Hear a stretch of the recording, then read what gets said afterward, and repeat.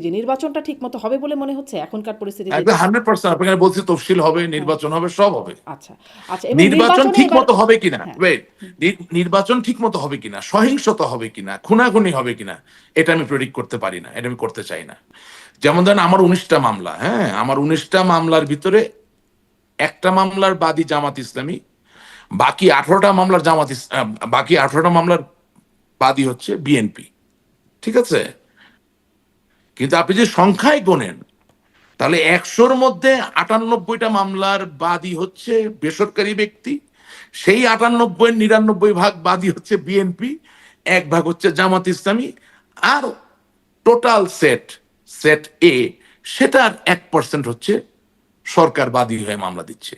তো আমাদের যে আন্দোলন করার যে চেষ্টা, সেটার ফোকাসটা ভুল ছিল। এই জন্য আপনার অনুষ্ঠানে বোধহয় না, আরেকজন অনুষ্ঠানে আমি বলেছিলাম যে বিএনপি যখন ক্ষমতায় চলে আসবে তখন এই মামলা নিয়ে আপনি কার সাথে ইয়ে করবেন, সংগ্রাম করবেন। কারণ এতদিন তো আপনি সংগ্রাম করছেন ইউনূস সাহেবের এগেনস্টে, কিন্তু দেখা যাচ্ছে কোনো মামলাই ইউনূস সাহেব দেয় নাই, বাট নির্বাচন হয়ে যাবে। আচ্ছা এটা আমি আপনাকে বলে এবং দিলাম। সেই নির্বাচনে দেখছিলাম মানে আওয়ামী লীগের পক্ষ থেকে সাবেক প্রধানমন্ত্রী আওয়ামী লীগ সভানেত্রী শেখ হাসিনার পক্ষ থেকে বলা হচ্ছে নির্বাচনের বর্জনের আহ্বান জানানো হচ্ছে। দলীয় নির্দেশনায় নাকি তিনি এই এই বিষয়ে বলেছেন যে নির্বাচন আওয়ামী লীগের ভোটারদের সমর্থকদের নির্বাচন বর্জনের আহ্বান জানাচ্ছেন। আপনার কাছে নেতাকর্মীদের তো বটেই, মানে এই আহ্বানে কেমন সাড়া মিলবে বলে মনে হচ্ছে? কারণ আমি যেটা দেখছি যে বিএনপির লোকেরা বা জামাতের যারা প্রার্থী হয়েছেন তারা আওয়ামী লীগের ভোটারদেরকে টানার একটা বেশ প্রচেষ্টা তাদের মধ্যে আছে।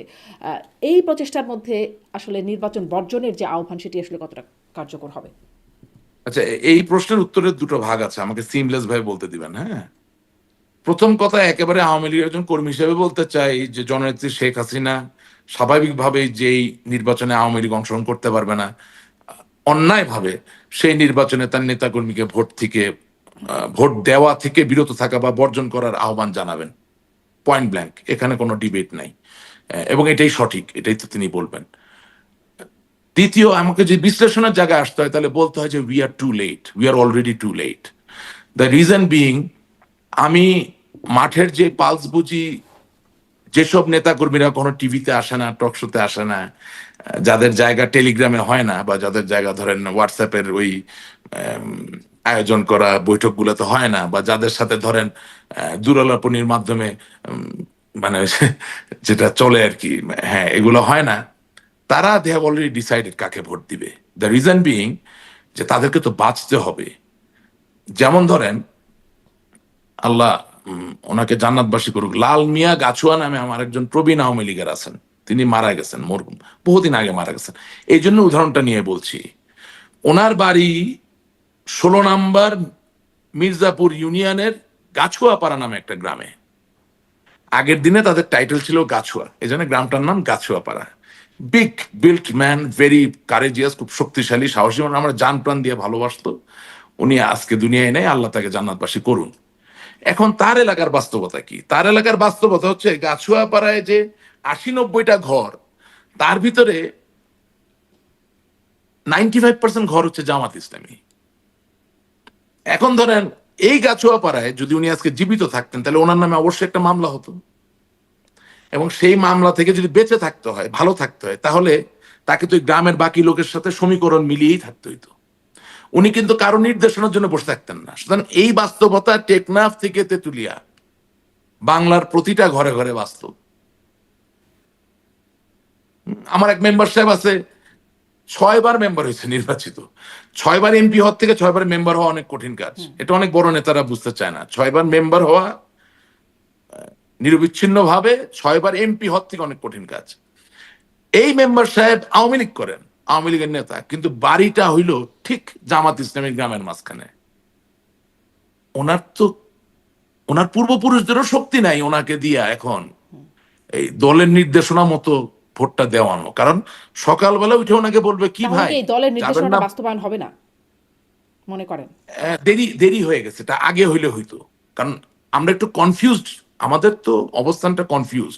যেমন ধরেন আমার 19টা মামলা, হ্যাঁ, আমার 19টা মামলার ভিতরে একটা মামলার বাদী জামাত ইসলামী, বাকি 18টা মামলার বাকি 18টা মামলার বাদী হচ্ছে বিএনপি।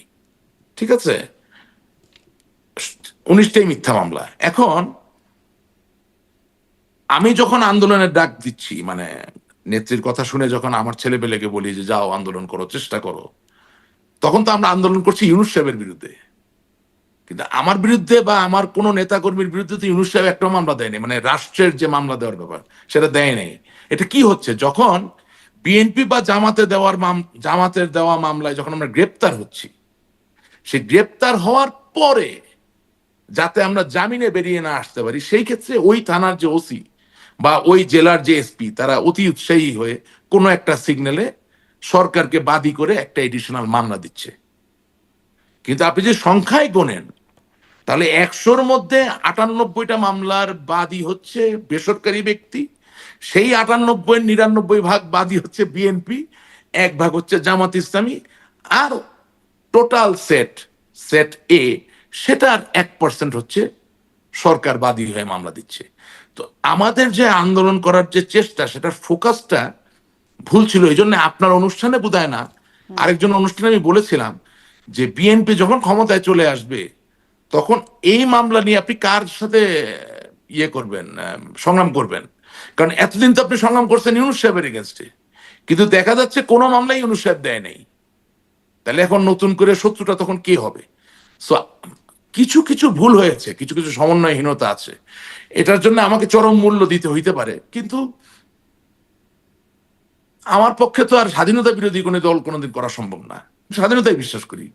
সুতরাং যেটা সত্য সেটা তো আমাকে বলতে হবে। আমি এই জন্য বলছি, আশা করি আমাকে শাস্তি দিয়ে হইলেও যদি ওনারা সঠিক সিদ্ধান্ত নেন, তাহলে লক্ষ কোটি আওয়ামী লীগের নেতা কর্মীদের ভালো হবে। হলাম না হয় বলির শিকার, অসুবিধা কোথায়? মানে আপনি কি বলির শিকার হবার আশঙ্কা করছেন, মানে বলির হ্যাঁ, শিকার মানে কি অবশ্যই বহিষ্কার স্বীকার, এরকম কিছু? অবশ্যই স্বীকার করছি, মনে আশঙ্কা করি, এবং করলেও কোনো অসুবিধা নেই। এটা কারণ হচ্ছে যে ওই যে যখন থেকে আপনার অনুষ্ঠানে আমি সত্য কথা বলছি, আমি দেখছি যে আমার দলেরই কিছু লোকজন একটু বেয়াদবি করার চেষ্টা করে, যারা হয়তো বা সামনে কথা বলারও, সামনে পড়লেও কথা বলতে পারবে না, সোজা করে দিব, কিন্তু ওই দূর থেকে বুঝেন না, সোশ্যাল মিডিয়া পাইছে তো একটু বেয়াদবি করার চেষ্টা করে। সেটা তো ওইসব নেতাদের ইঙ্গিতেই করে যারা ধরেন মনে করে যে আমার দ্বারা তাদের ক্ষতি হতে পারে সত্য কথা বলার কারণে।